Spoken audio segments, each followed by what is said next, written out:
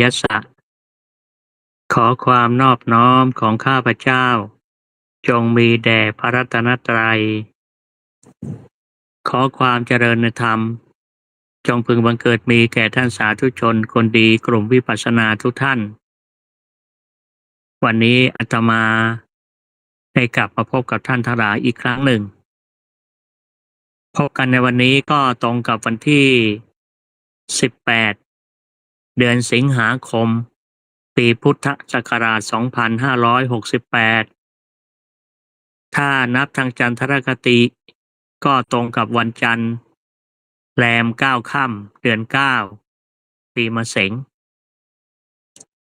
ตอนนี้ก็เข้าพรรษามาได้1เดือนกับ1วันพระแล้วเมื่อวานนี้เป็นวันพระวันธรรมสวนะท่านทั้งหลายการดำเนินชีวิตของเราในปัจจุบันนี้เนี่ยเราจะต้องระมัดระวังอะไรระมัดระวังอย่าไปก่อภพก่อชาติคำว่าก่อภพก่อชาติก็หมายความว่าพยายามจะไม่ไปเกี่ยวข้องกับผู้อื่นถ้าเราพลาดพลั้งในการที่จะทำความชั่วความไม่ดีเนี่ยก็พยายามอย่าไปเกี่ยวข้องกับผู้อื่นเพราะว่าการเกี่ยวข้องกับผู้อื่นถือเป็นการเรียกว่าต่อภพต่อชาติกันอย่างสมมติเอาว่าในศีลห้าเนี่ยการฆ่าสัตว์ถ้าชาตินี้เราฆ่าเขามันก็ก่อภพว่าชาติต่อไปเขาต้องมาฆ่าเราเหมือนอย่างพระองคุลิมานน่ะจะเห็นว่าองคุลิมานนั้นฆ่าคนถึง999ศพอันนั้นเขาไปใช้เวรเขาไปใช้กรรมเขาไม่ได้ก่อแต่เป็นผลที่ไอ้พวก999คนนั้นทำกับเขาไว้ก่อนพอมาถึงชาตินี้แม้จะฆ่าคนถึง999ก็ยังสามารถบรรลุเป็นพระอรหันต์ได้แต่ก็ยังมีเศษกรรมบ้างที่โดนทุบตีโดนขว้างด้วยก้อนหินที่ร่างกายได้รับบาดเจ็บก็มีเป็นผลบ้างแต่ว่าไม่ต้องไปชดใช้ไอ้999ก็หมายความว่าถ้าเราไปละเมิดการฆ่าสัตว์ขึ้นมาก็จะทำให้เรามันมีผลกระทบต้องไปก่อภพก่อชาติกันลักทรัพย์ก็เหมือนกันก็เรียกว่าไปก่อภพก่อชาติเรารักของเขาเดี๋ยวในชาติต่อไปเขาก็มารักของเราเป็นการเพิ่มชาติต่อชาติเข้าไปอีกการประพฤติผิดในกามก็เหมือนกันเราทำผิดแล้วก็ไปก่อภพก่อชาติไปทำลายครอบครัวของคนอื่นการพูดเท็จพูดส่อเสียดพูดคำหยาบพูดเพ้อเจ้อก็เหมือนกันทำให้เขาเสียหายทำให้เขาเข้าใจผิดนะแล้วก็การดื่มสุราเนี่ยดื่มสุราถ้าเราไม่ได้ไปลักไปขโมยปัจจัยแล้วไปซื้อเนี่ยอันนี้แหละเรียกว่าถึงแม้จะเป็นความผิดแต่ไม่ได้ก่อภพก่อชาติคือไม่ได้ไปเกี่ยวข้องกับผู้อื่นเช่นการดื่มสุราหรือการสูบบุหรี่ถ้าไม่ไปรบกวนคนอื่นอันนี้เรียกว่ามันเป็นกรรมของตัวเองเพราะฉะนั้นการดำเนินชีวิตในปัจจุบันเนี่ยพยายามหลีกเลี่ยงอย่าไปเกี่ยวข้องกับผู้อื่นมันจะทำให้มันมีต่อชาติกันต่อไปอีกนะเพราะนั้นเราจะเห็นว่าบางทีเนี่ยการดำเนินชีวิตของเราปัจจุบันเนี่ยบางทีมีคนอื่นมาทำให้เราเดือดร้อนทั้งที่เราก็ไม่เคยรู้จักกันไม่เคยไปทำอะไรกันก็จะทำให้เราได้รับความทุกข์เนี่ยบางทีมันก็เป็นผลที่เราไปทำเขาก่อนแล้วก็ผลของกรรมก็มาตอบสนองเราก็เลยทำให้เราต้องได้รับผลกรรมนั้นและอีกอย่างหนึ่งญาติโยมทั้งหลายในปัจจุบันเนาะจะทำอะไรต้องคำนึงถึงผลลัพธ์ผลกระทบที่จะตามมาเพราะว่าชีวิตของเรามันเหลือน้อยแล้วมันเหลือไม่มากในการที่เราจะอยู่บำเพ็ญทำความดีมันเหลือไม่มากนั้นพยายามทำแล้วต้องคำนึงถึงว่าทำแล้วมันได้ประโยชน์อะไรเพราะว่าชีวิตของเราก็เข้ามัชชิมปัจฉิมวัยแล้ว ต้องคำนึงถึงผลกระทบสิ่งที่จะตามมาว่ามันจะเกิดอะไรขึ้นแล้วสิ่งที่เราทำไปนั้นมันเป็นประโยชน์ไหมประโยชน์ต่อตัวเองไหมประโยชน์ต่อผู้อื่นไหมเราต้องพยายามนึกถึงพยายามนึกถึงดังนั้นการฝึกจิตมันจึงเป็นสิ่งสำคัญเพราะถ้าเราฝึกจิตก็คือการเจริญสมาธิเนี่ยหรือการเจริญสติเนี่ยมันจึงทำให้เรามีสติเมื่อสติมันมีสมบูรณ์เนี่ยมันจะมีความยับยั้งชั่งใจมีสติสัมปชัญญะจะคอยสิ่งที่คอยดูแลเรามีอุปการะคุณต่อเราสติสัมปชัญญะเนี่ยเวลาเราเรียนนักธรรมจึงมีความสำคัญจึงมีประโยชน์ว่าธรรมที่มีอุปการะคุณก็คือมีสติสัมปชัญญะสติความระลึกได้สัมปชัญญะแปลว่าความรู้ตัวสองตัวนี้จะต้องเกิดพร้อมกันสติเป็นจิตสัมปชัญญะเป็นเจตสิกเกิดพร้อมกันดับพร้อมกันมีอารมณ์เดียวกันนั่นเราต้องมีฝึกจิตไว้ให้ฝึกสติฝึกจิตฝึกสติให้มันมีความพร้อมมีให้สมบูรณ์บางสิ่งบางเรื่องบางราวบางทีเราจะต้องอยู่ในสถานการณ์ที่เราจะต้องตัดสินใจหรือว่าต่อสู้กันระหว่างไอ้ดำกับขาวแต่บางทีมันก็ต่อสู้ว่าจะทำดีหรือไม่ดีอะไรอย่างนี้เป็นต้นเพราะนั้นเราต้องมีการฝึกสติกันวันนี้จะพูดถึงเรื่องบุคคลที่มีอยู่ในโลกเราเนี่ยมันอาจจะมีหลายอย่างหน่อยบุคคลที่จะมาพูดวันนี้นะก็มีบุคคลสองประเภทคือเสขบุคคลกับอเสขบุคคลบุคคลสามประเภทปุถุชนกัลยาณชนแล้วก็อริยบุคคลแล้วก็จะพูดถึงบุคคลที่เปรียบเหมือนบัวสี่เหล่าแล้วก็จะพูดถึงบุคคลอีกสี่ประเภทสี่จำพวกวันนี้ก็จะเริ่มต้นจากบุคคลสามประเภทก่อนบุคคลสามประเภทแรกก็คือปุถุชนปุถุแปลว่าหนาอะไรหนาก็คือกิเลสหนาพวกนี้โปรดไม่ขึ้นในภาษาโบราณบอกว่าโง่เกินโปรดมันคดเกินดัดโง่เกินโปรดมันคดเกินมันคดเกินดัด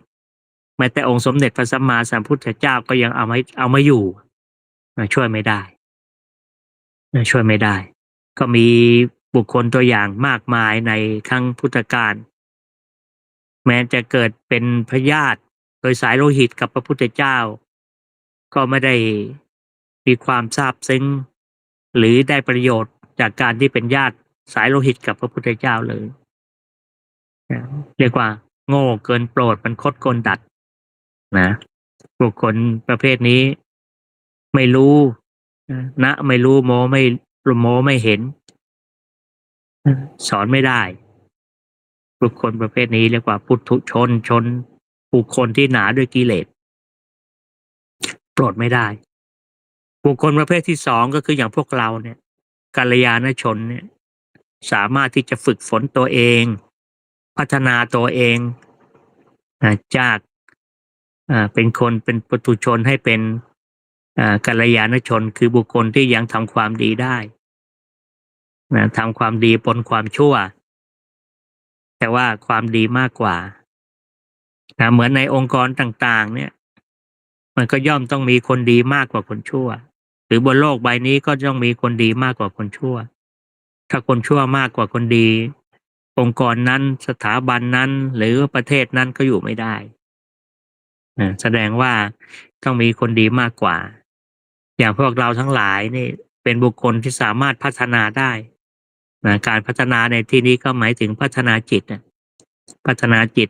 ไปสู่ความเป็นอริยบุคคลได้รู้จักศีลรู้จักธรรมรู้จักฟังธรรมรู้จักการปฏิบัติธรรม บุคคลประเภทนี้เราเรียกว่ากัลยาณชนสามารถปฏิบัติไปสู่ความเป็นอริยบุคคลได้ส่วนบุคคลประเภทที่สามก็คืออริยบุคคลอริยบุคคลก็ประกอบไปด้วยโสดาบันก็คือผู้ที่ละกิเลสเครื่องร้อยลัด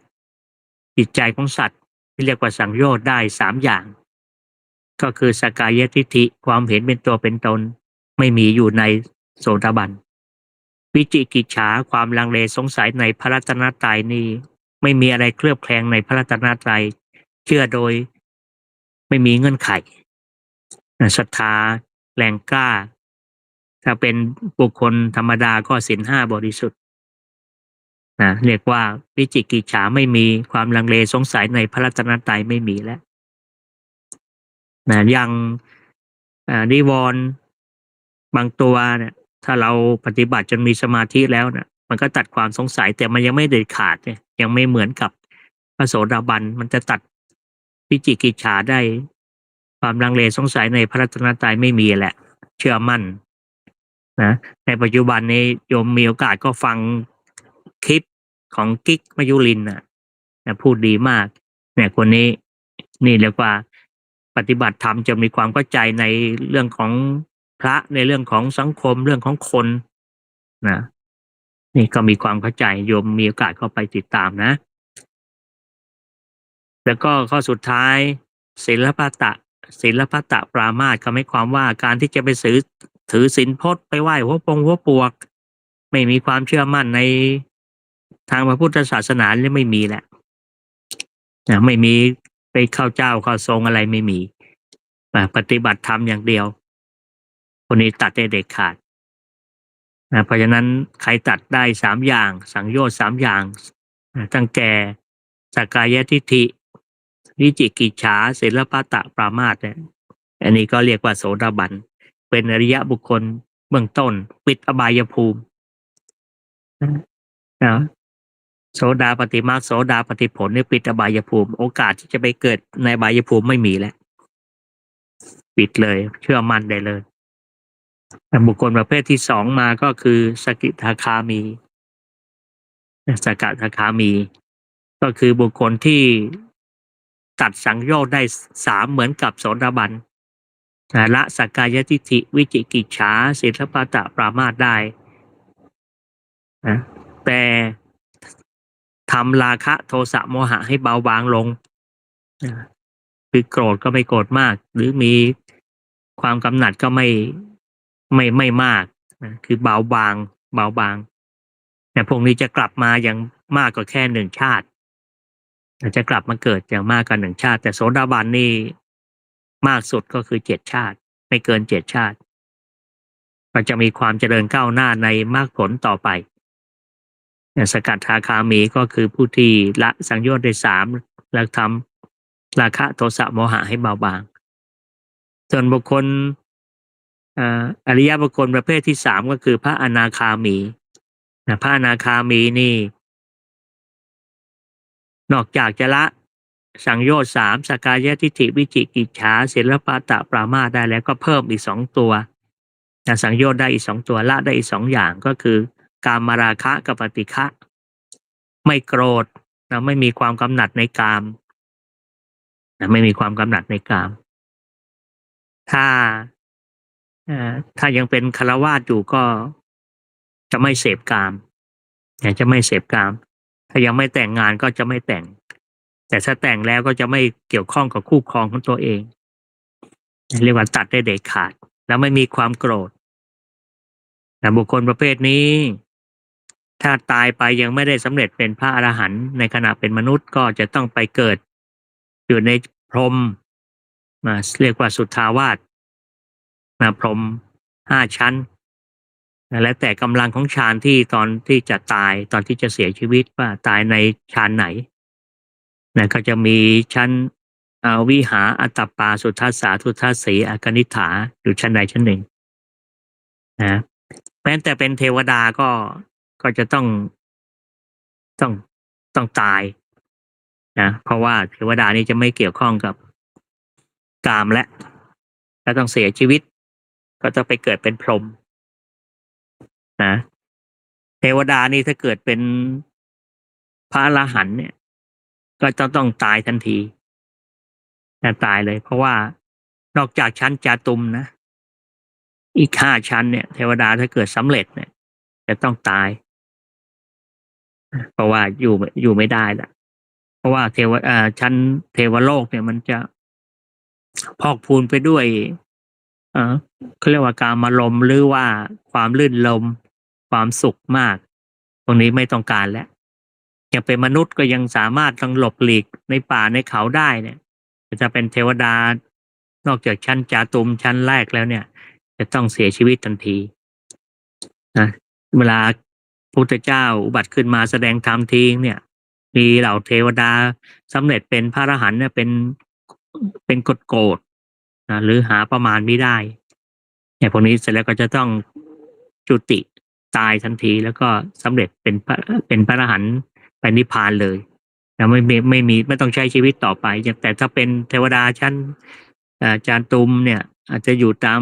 ป่าเขาพระนำไพรยังหลบลี้ได้ยังนะหลบเรียกว่าปลีกวิเวกได้มนุษย์เราก็เหมือนกันเพราะนั้นพระอนาคามีนี่จะไม่กลับมาเกิดแล้วนะจะไม่กลับมาเกิดถ้าฟังใครบรรยายว่าพระอนาคามีมาเกิดได้แล้วผิดแล้วนะผิดหลักเพราะว่าไม่มีเหตุปัจจัยอะไรที่จะทำให้เกิดแล้วอ่ะใช่ไหมไม่มีเหตุไม่มีปัจจัยที่ทำให้เกิดแล้วก็ไม่มีทางกลับมาเกิดใหม่ได้แล้วส่วนพระอรหันต์เป็นอริยบุคคลชั้นสูงนะ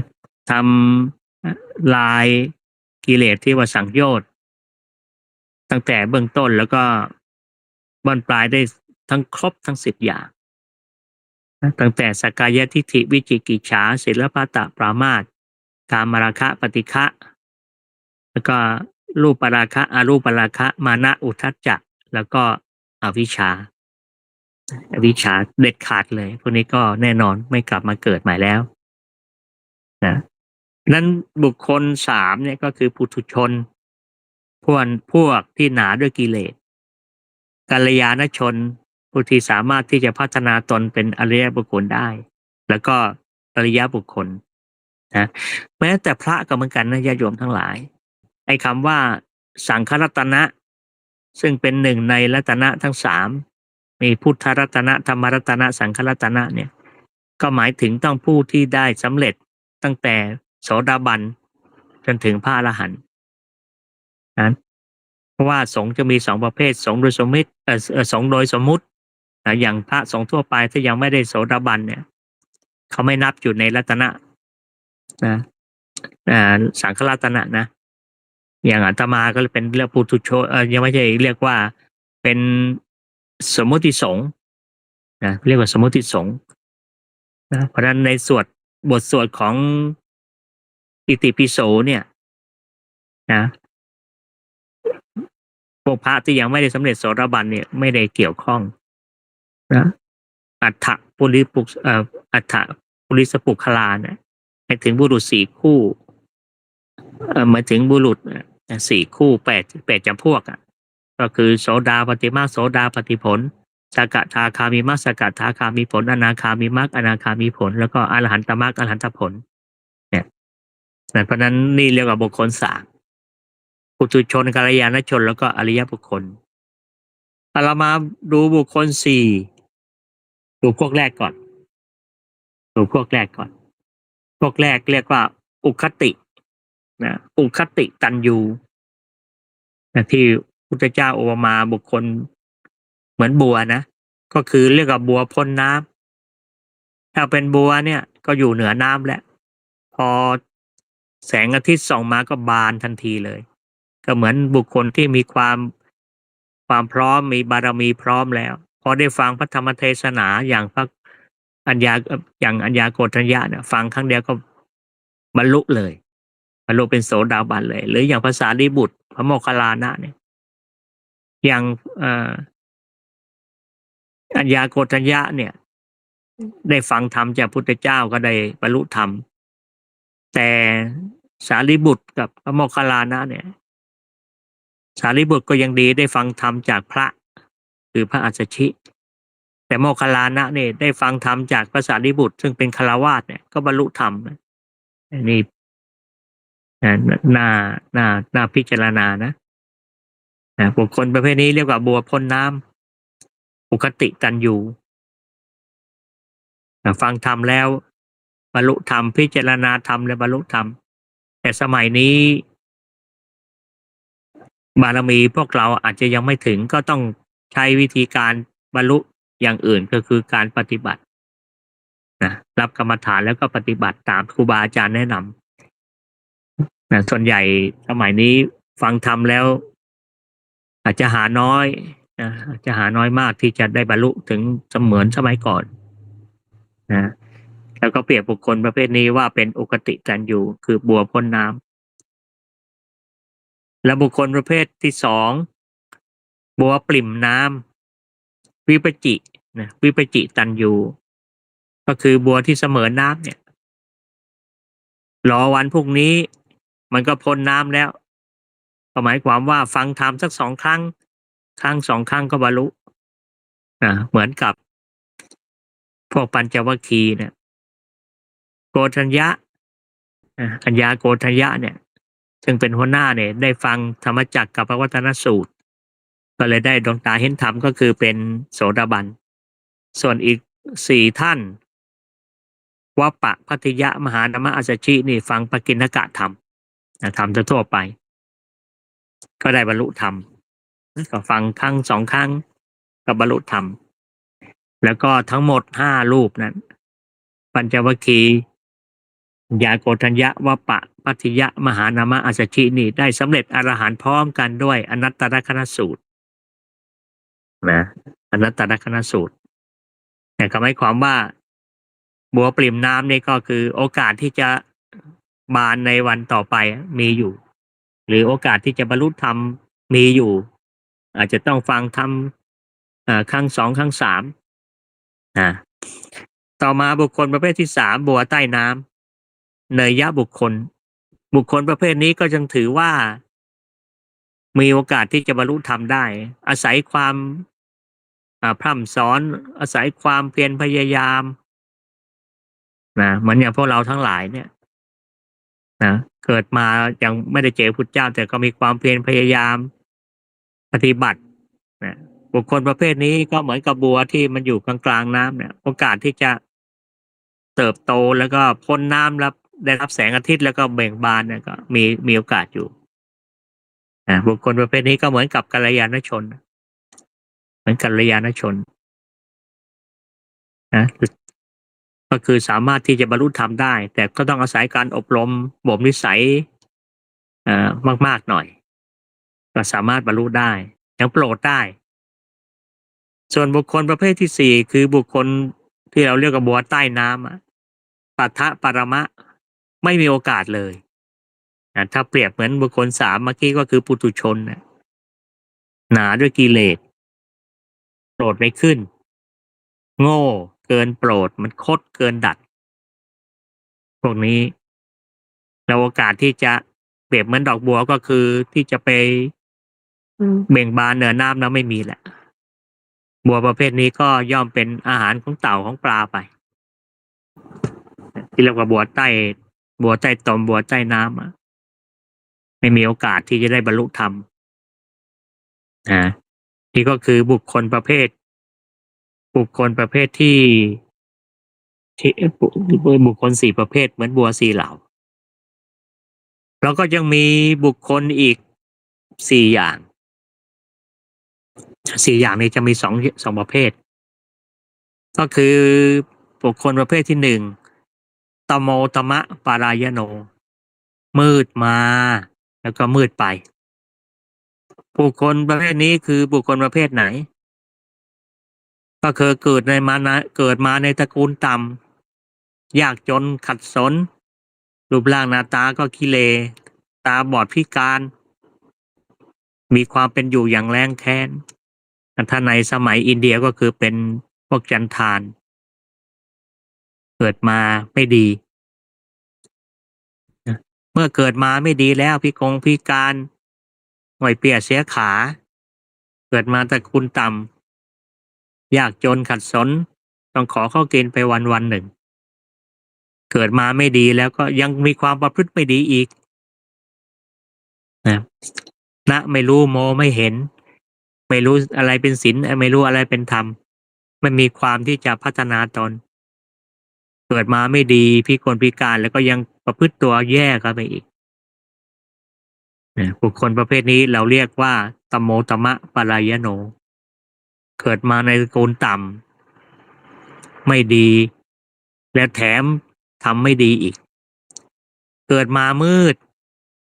เวลาตายไปก็มืดเหมือนเดิมไม่ได้ประโยชน์อะไรเลยขาดทุนในโลกเรา8,000 ล้านนี่ก็มีเยอะ8,000 ล้านคนนะก็มีเยอะจะมีคนลักษณะประเภทนี้เนี่ยเรียกว่าตโมตมะปรายโนมืดมาแล้วก็มืดกลับไปบุคคลประเภทที่สองบุคคลประเภทที่สองก็คือตโมเตโชปรายโนบุคคลประเภทนี้ก็คือมืดมาแต่ว่าสว่างไปก็หมายความว่าเกิดมาในตระกูลต่ำเกิดมาขัดสนยากจนแต่ว่าประพฤติตัวดีประพฤติตัวดีก็มีตัวอย่างเยอะอย่างหมอชีวกโกมารพัฒน์เกิดไม่ดีโดนทิ้งเป็นโรคของโสเภณีโดนทิ้งแต่พอเติบโตขึ้นมาก็ประพฤติตัวดีเรียกว่าเกิดมาไม่ดีเกิดมาในตระกูลต่ำแต่ว่าประพฤติตัวดีก็มีเยอะบางคนเกิดมาในสิ่งแวดล้อมที่ไม่ดีแต่ว่าก็สามารถที่จะพัฒนาตนพัฒนาตัวเองให้มีความก้าวหน้าก็มีเยอะนะอย่างบ้านเราเกิดในสลัมเกิดในที่ไม่ดีแต่ก็มีความขยันมีความตั้งใจดีเราเรียนจนจบเป็นผู้พิพากษาเป็นหมอเป็นพยาบาลเนี่ยเรียกว่ามืดมาแต่ว่าสว่างไปพืชตัวดีเกิดในท่ามกลางสิ่งแวดล้อมที่ไม่ดีเพราะฉะนั้นการที่เราจะเป็นคนดีหรือไม่ดีบางทีมันก็ไม่ได้อยู่ที่สิ่งแวดล้อมนะมันอาจจะมีผลบ้างแต่ก็ไม่ใช่หมายความว่าไอ้สิ่งแวดล้อมที่ไม่ดีมันจะมาตัดสินให้คนทำความชั่วหรือเป็นคนเลวทั้งหมดมันก็เป็นไปไม่ได้ข้อสำคัญก็อยู่ที่ตัวเราเองว่าจะมีการพัฒนาจิตขนาดไหนนั้นบุคคลประเภทนี้ก็คือมืดมาแต่ว่าสว่างไปจากหมอชีวกโกมารพัฒน์เป็นต้นบุคคลอีกประเภทหนึ่งประเภทที่สามเตโชตัมมะปรายโนก็คือบุคคลสว่างมาแต่มืดไปเกิดมาในตระกูลดีหน้าตาดีมีชาติมีตระกูลความเป็นอยู่ก็แสนสบายแต่ประพฤติตัวชั่วประพฤติตัวชั่วไม่ได้เอาความได้เปรียบของตัวเองไม่ได้เอาความได้เปรียบของตัวเองเนี่ยไปพัฒนาตนให้หรือพัฒนาจิตให้มันมีความเจริญก้าวหน้าก็มีเยอะเหมือนคนร่ำรวยแต่ความประพฤติไม่ดีบุคคลประเภทนี้ถ้าในครั้งพุทธกาลก็เทวทัตนะโยมเทวทัตเกิดในตระกูลกษัตริย์แล้วก็สำคัญก็เป็นพญาติสายโลหิตกับพระพุทธเจ้าด้วยใกล้ชิดมากเลยใกล้ชิดทั้งสายโลหิตและเป็นพญาติกับพระพุทธเจ้าด้วยน้องสาวคือพิมพาก็เป็นภรรยาหรือเป็นมเหสีของเจ้าชายสิทธัตถะพูดง่ายๆก็คือเป็นพี่ภรรยาของเจ้าชายสิทธัตถะแล้วก็ในสายโลหิตก็เป็นลูกพี่ลูกน้องกับเจ้าชายสิทธัตถะด้วยเป็นญาติกับพระพุทธเจ้าด้วยเกิดมาในตระกูลดีแต่สุดท้ายประพฤติตัวไม่ดีก็มีนรกเป็นที่ไป นะเนี่ยเหมือนเหมือนคนในสังคมปัจจุบันร่ำรวยเงินทองอยู่ความเป็นอยู่สุขสบายแต่ไม่เคยทำความดีเลยทำให้คนอื่นเดือดร้อนเอารัดเอาเปรียบเบียดเบียนคนอื่นก็ทำให้ชีวิตในบ้านปลายก็มืดกลับไปตอนมาสว่างแต่ตอนกลับมืดกลับไปขาดทุนขาดทุนอย่างประเภทที่สองนี้ได้กำไรมืดมาแต่สว่างไปนี่ได้กำไรประเภทที่สามนี่ขาดทุนสว่างมาแต่มืดไปต่อมาบุคคลประเภทสุดท้ายก็คือโชติปารายโนเกิดในตระกูลดีมีทรัพย์มีทรัพย์สมบัติรูปร่างหน้าตาดีแล้วก็ประพฤติตัวดีด้วยประพฤติตัวดีด้วยก็มีมากมายอย่างพระอานนท์มีพระอานนท์มีอนุรุทธะนะแล้วก็มีพระนันทะจะเป็นน้องต่างมารดากับพุทธเจ้านะเกิดในตระกูลสูงเกิดในตระกูลกษัตริย์มีความเป็นอยู่ดีแล้วก็ประพฤติตัวดีหรืออย่างพระยศเนี่ยเกิดในตระกูลเกิดในตระกูลเศรษฐีพ่อแม่พยายามเลี้ยงดูปรนเปรอปฏิบัติสารพัดชีวิตมีแต่ความสบายแต่สุดท้ายก็ประพฤติตัวดีก็ได้เป็นพระอรหันต์กลับไปก็มีหลายคนในประวัติในพุทธประวัติเกิดมาในตระกูลดีเกิดมาดีเหมือนสว่างมาแล้วก็สว่างกลับไปอันนี้ได้กำไรล้วนๆเลยได้กำไรล้วนๆเพราะนั้นบุคคลประเภทนี้เราเรียกสามอย่างก็คือตโมตมะปรายโนมืดมาแล้วก็มืดไปประเภทที่สองก็ตโมเตโชปรายโนมืดมาสว่างไปอันนี้ได้กำไรนั้นได้กำไรประเภทที่สามโชติตมะปรายโนสว่างมามืดไปขาดทุนอย่างพระเทวทัตเป็นต้นบุคคลประเภทที่สี่ก็คือโชติปรายโนสว่างมาแล้วก็สว่างไปอย่างพระอนุรุทธะพระอานนท์พระนันทะอย่างนี้เป็นต้นเนี่ยเพราะฉะนั้นเราเกิดมาแล้วเนี่ยแต่คนที่อยู่ในกลุ่มของวิปัสสนาเนี่ยถือว่าเกิดมาดีเกิดมาสว่างมาไม่ได้มีความลำบากมากมายหน้าตาก็ไม่ได้ขี้ริ้วขี้เหร่นะความเป็นอยู่ก็ถือว่าสุขสบายนะถือว่าเกิดมาสว่างเกิดมาดีแล้วก็ประพฤติดีอันนี้เรียกว่าได้กำไรประพฤติตัวดีก็ได้กำไรกลับไปสว่างมาแล้วก็สว่างไปนี่คือบุคคลประเภทหนึ่งต่อมาก็จะพูดถึงบุคคลอีกประเภทหนึ่งญาติโยมทั้งหลายก็คือเรียกว่าพระเสขะกับพระอเสขะโยมคงเคยได้ยินนะคำว่าพระเสขะก็คือพระที่ยังจะต้องศึกษาคำว่าพระในที่นี้ก็หมายถึงบุคคลทั่วไปด้วยก็คือยังจะต้องศึกษากับพระอเสขะก็คือไม่ต้องศึกษาใครศึกษาอะไรใครจะพวกนี้เรียกถึงจะเรียกว่าเป็นเสขะใครจะเรียกว่าอเสขะนะเสขะก็คือบุคคลทั่วไปถ้าเปรียบในอริยบุคคลก็คือเริ่มต้นตั้งแต่เป็นบุคคลก็ตั้งแต่ปุถุชนกัลยาณชนส่วนอริยบุคคลก็ตั้งแต่โสดาบันไปจนถึงพระอนาคามีเนี่ยคือยังจะต้องศึกษาอยู่ศึกษาอะไรศึกษาในเรื่องศีลศึกษาในเรื่องของสมาธิศึกษาในเรื่องของปัญญาก็คือสิกขาสามศีลสมาธิปัญญาก็คือยังไม่สำเร็จกิจยังไม่จบหลักสูตรยังต้องศึกษาอีกบุคคลประเภทนี้ถ้าเราเปรียบอีกอย่างหนึ่งนะก็เหมือนกับพวกสัมภเวสีโยม เราจะไปคิดว่าไอ้คนที่มันทำไม่ดีไม่ได้ไปเกิดอะไรนะไม่ใช่นะสัมภเวสีก็พวกเรานี่แหละยกเว้นพระอรหันต์เท่านั้นน่ะ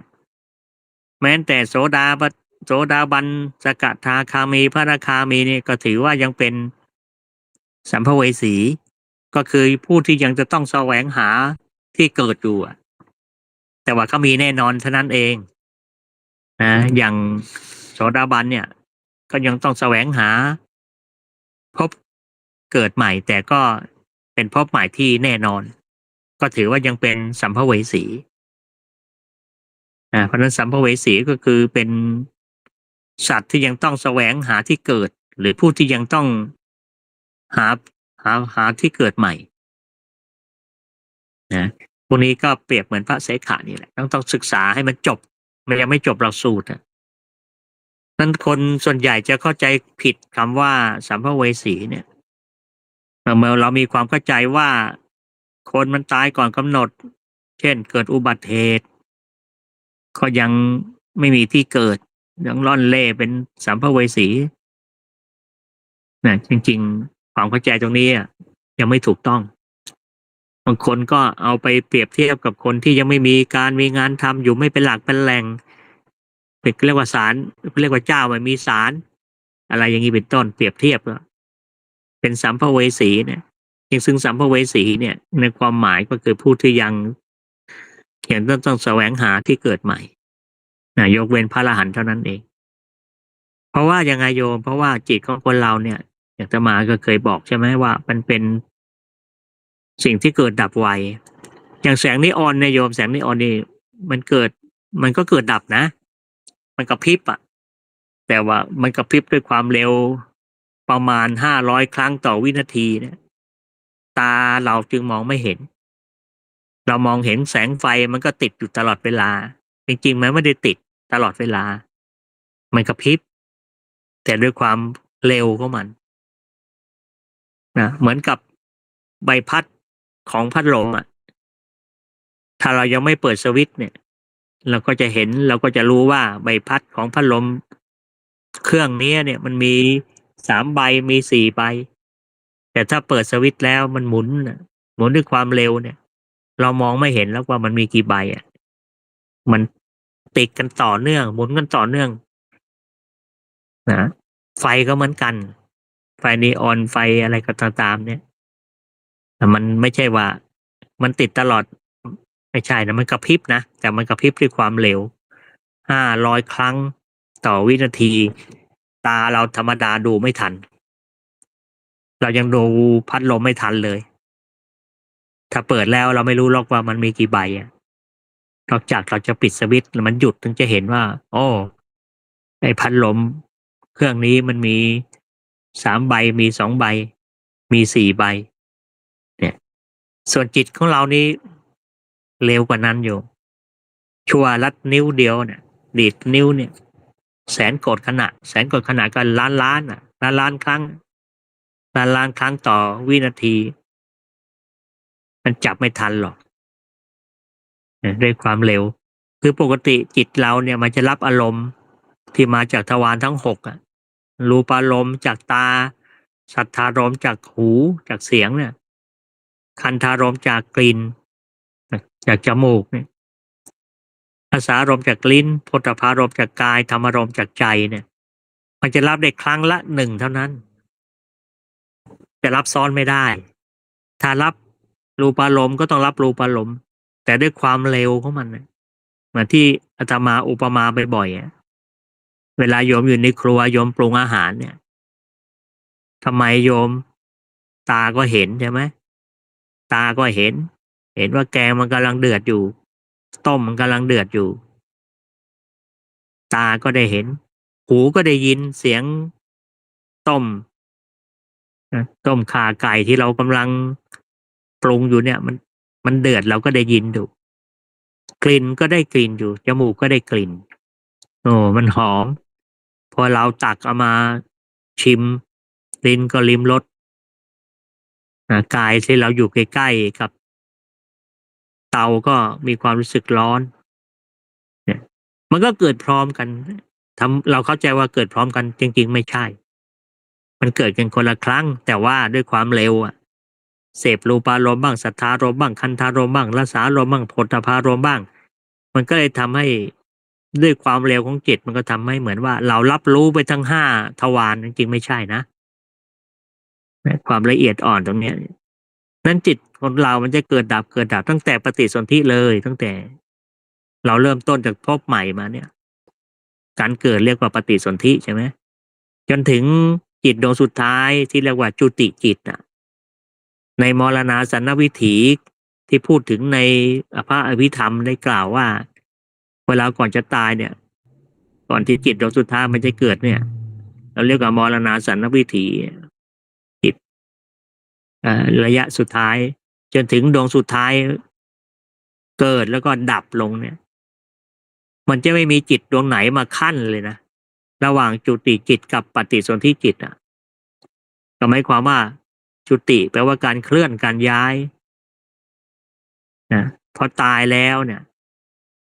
เราก็จะเกิดทันทีนะบางทีเราใช้คำศัพท์ก็ใช้ผิดนะจุติไปเกิดจุติในสวรรค์ไม่ใช่นะจุติแปลว่าตายแปลว่าเคลื่อนถ้าถ้าเกิดแปลว่าปฏิสนธินะดังนั้นเวลาเราตายแล้วเกิดเลยมันจึงไม่มีคำว่าสัมภเวสี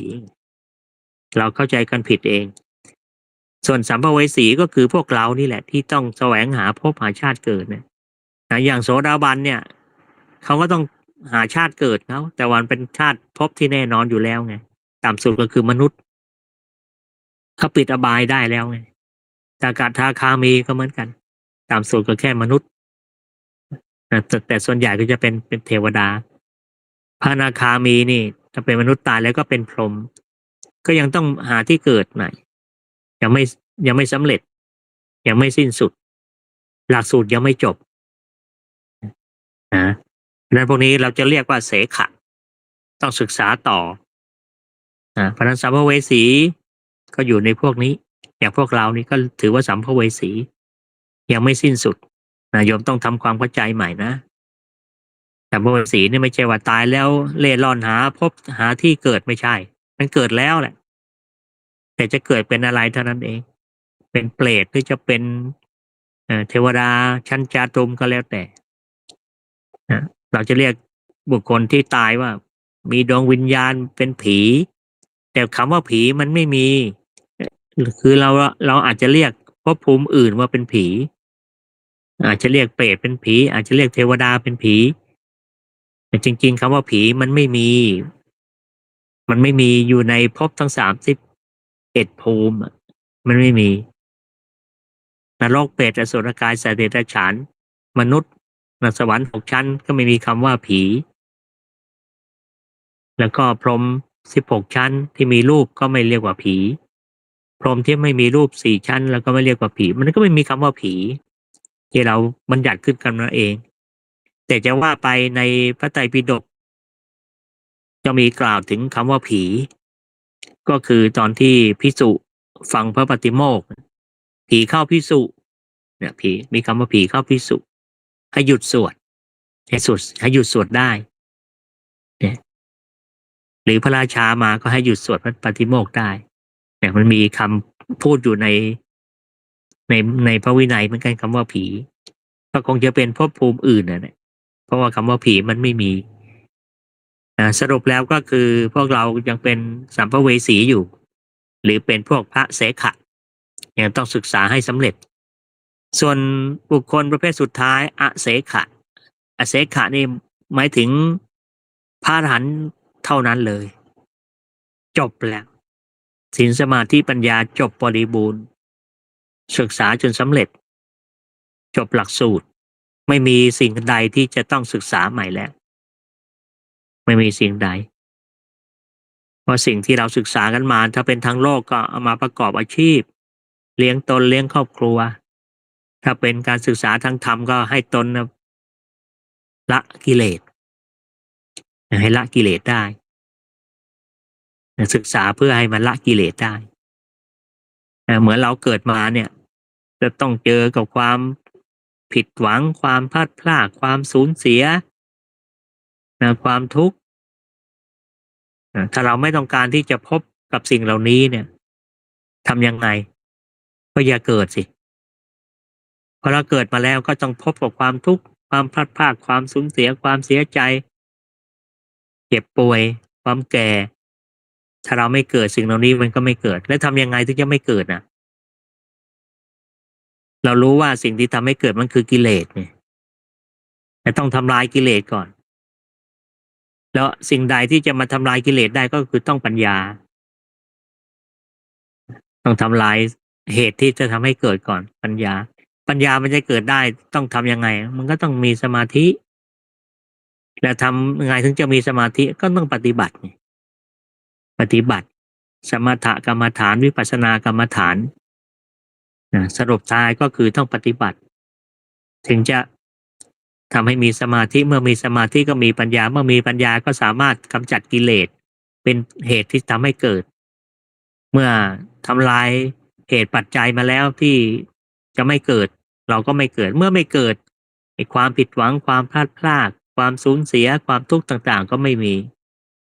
สรุปท้ายสุดเราก็ต้องปฏิบัติปฏิบัติ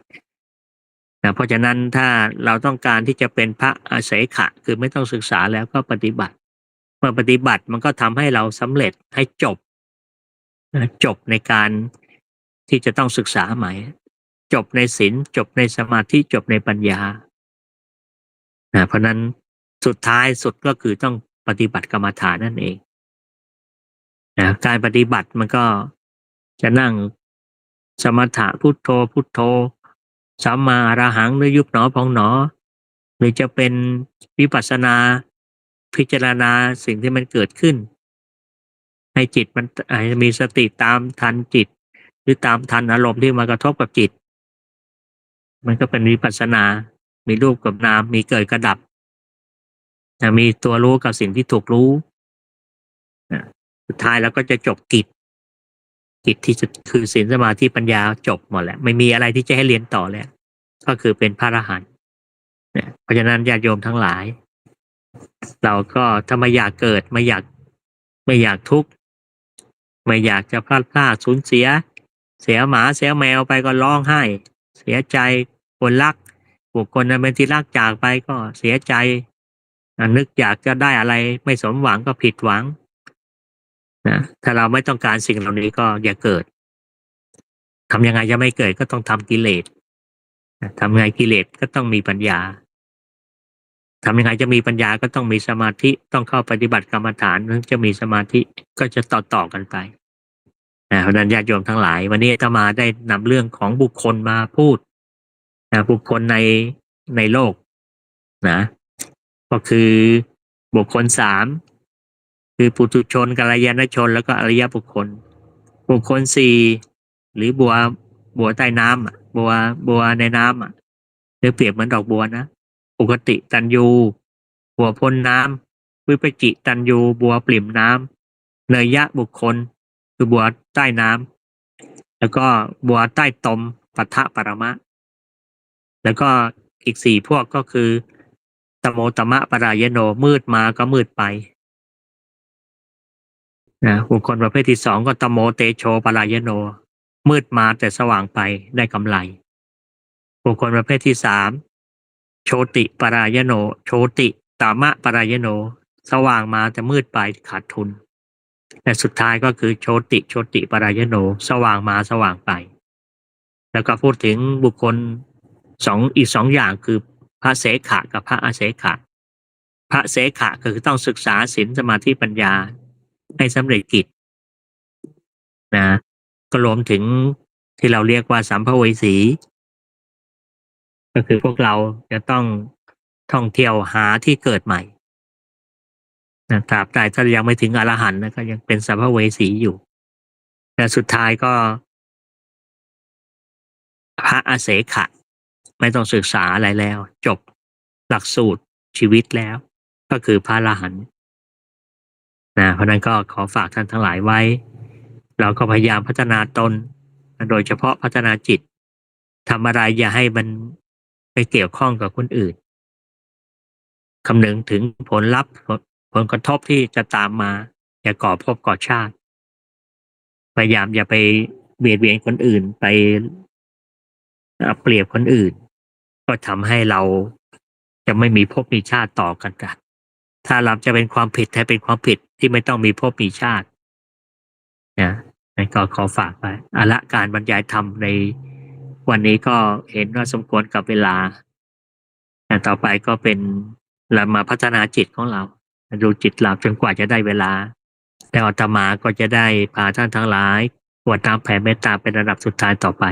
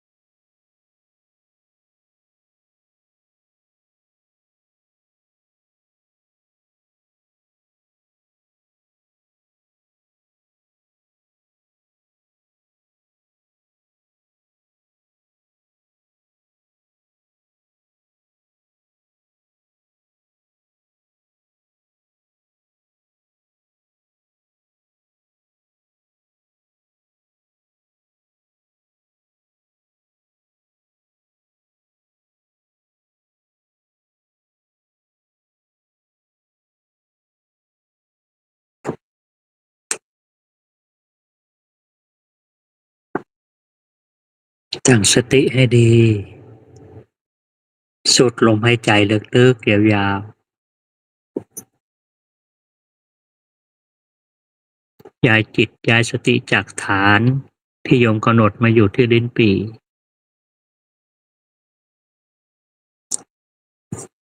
อาหังสุขิโตโหมิ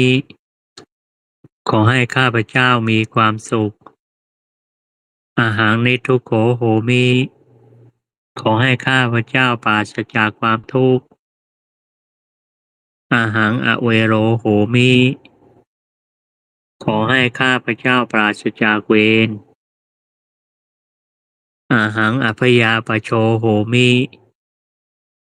ขอให้ข้าพเจ้าปราศจากความพยาบาทและการเบียดเบียน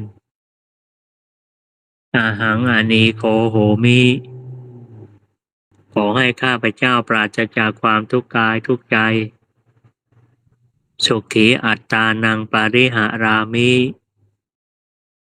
ขอให้ข้าพเจ้ามีแต่ความสุขกายสุขใจรักษาตนให้พ้นจากทุกภัยทั้งสิ้นเถิดย้ายจิตจากลิ้นปี่มาอยู่ที่หน้าผากสัพเพสัตตาสัตว์ทั้งหลายที่เป็นเพื่อนทุกข์เกิดแก่เจ็บตายด้วยกันทั้งหมดทั้งสิ้นเวลาโหนตุจงเป็นสุขเป็นสุขเถิดอย่าได้มีเวรแก่กันและกันเลยพยาปชาโหนตุจงเป็นสุขเป็นสุขเถิดอย่าได้พยาบาทเบียดเบียนซึ่งกันและกันเลยอานีคาโหนตุจงเป็นสุขเป็นสุขเถิดอย่าได้มีความทุกข์กายทุกข์ใจเลยสุขีอัตตานังปาริหารันตุจงมีความสุขกายสุขใจรักษาตนให้พ้นจากทุกภัย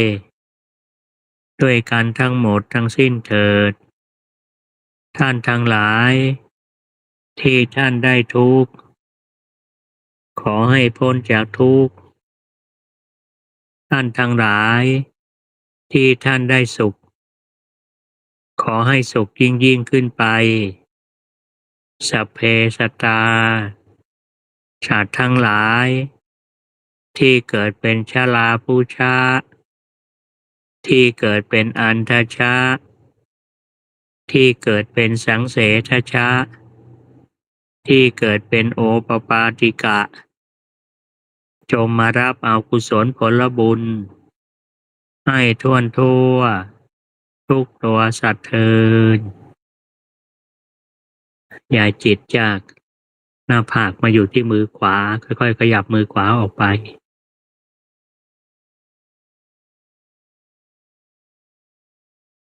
ย้ายจิตจากมือขวาอยู่ที่มือซ้ายยกมือซ้ายออกไป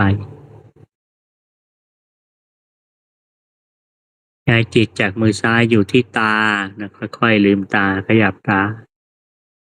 กระพริบตาเนาะเดี๋ยวกล่าวคำอุทิศอีกครั้งหนึ่งขอเดชะตั้งจิตอุทิศผลบุญกุศลนี้แผ่ไปให้ไพศาลถึงมารดาบิดาครูอาจารย์ถ้าลูกหลานญาติมิตรสนิทกันคนเคยร่วมรักสมัครใคร่มีส่วนได้ในกุศลผลบุญฉันทั้งเจ้ากรรมนายเวรและเทวัน